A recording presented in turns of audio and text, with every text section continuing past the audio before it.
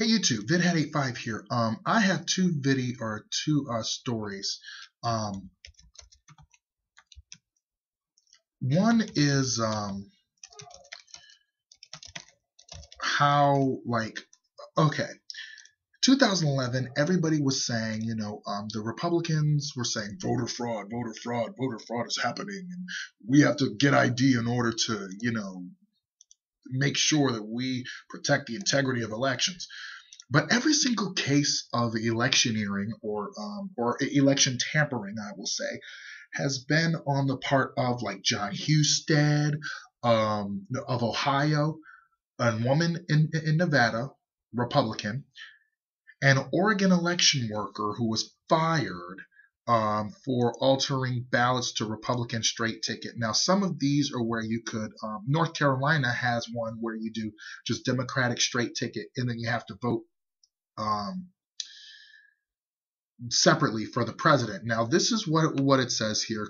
Clackamas County Dina Swenson, Republican candidate. An election worker in Oregon is facing a criminal investigation for allegedly altering multiple ballots to benefit Republican candidates. In a press release on Monday, Clackamas County spokesperson Tim Hyder said the 55-year-old Dana Swenson had been relieved of duty immediately after the alleged ballot tampering was discovered.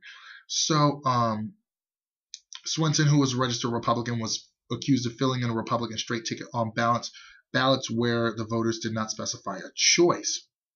Department of Justice in Oregon began an investigation last week after an election official reportedly observed ballots being altered. So, Swenson has worked in elections since 2000, and if convicted of a Class C felony, which this is, she could face 5 years in prison and a fine up to $125,000. And also, let us take a look at the voter intimidation boards in Cleveland that said voter fraud is a crime, is a felony, and blah, blah, blah, blah, blah. And it had a gavel and the little thing they bang the gavel on.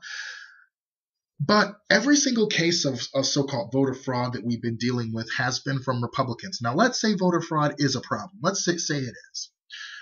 In order for it to influence an election, it would have to be widespread. Now, first of all, voter fraud, the only way that it would have to be in some kind of election where in-person voter fraud. Let's just say that because they're the Republicans led legislatures are always saying in-person voter fraud is an issue.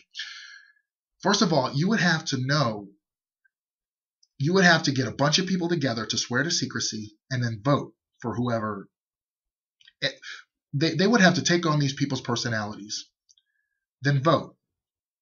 But then again, if we have this Nevada woman being arrested for trying to vote twice in person.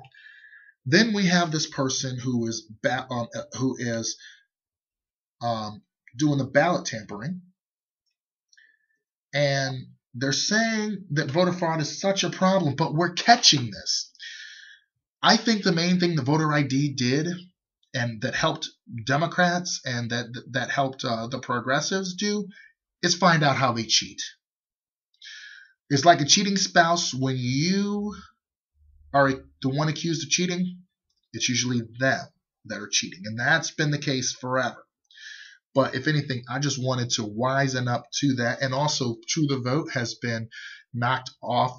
They were not able to get onto the ballot. They actually forged signatures from candidates to allow them to watch the polls. So they're out of Ohio County. So I'm actually hoping that soon that we will not hear about this True the Vote folk out there. Polls are closing at 7, I believe, or maybe 9 here, maybe. I think they're closing at 9 here. And we're going to be, New York is pretty much Obama's, but I'm believing that Pennsylvania is most of the Northeast tends to go blue. I'm thinking that Obama's going to carry Ohio, Iowa, Virginia. He can win Virginia. He can also win North Carolina too. I think the Florida vote is going to be swinging more his way. And Colorado, I think he's going to pick up most of the swing states. We got an election to win.